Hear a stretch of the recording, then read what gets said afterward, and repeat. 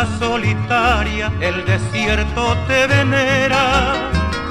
Frío, estío y primavera van pasando sobre ti, y tú siempre invariable, centinela en el camino, no das cuenta que el destino de una vida quedó allí, inmutable bajo un árbol entre dos cerros lejanos.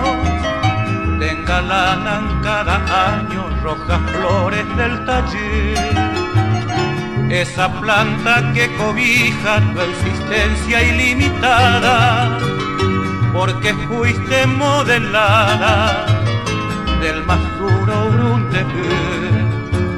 Blancas perlas del rocío que destilan las mañanas van prendidas en telaraña, que es la estola de la luz.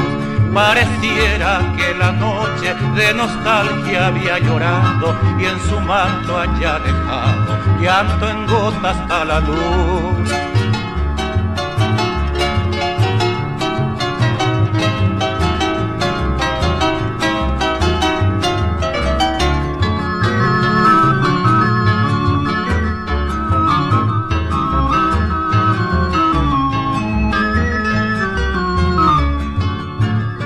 Te venera cual creyente un arroyo milenario, y el murmullo de un rosario al pasar se escucha ahí, de las aguas que corriendo valle monte del desierto, del destino vago incierto, su protesta eleva a ti.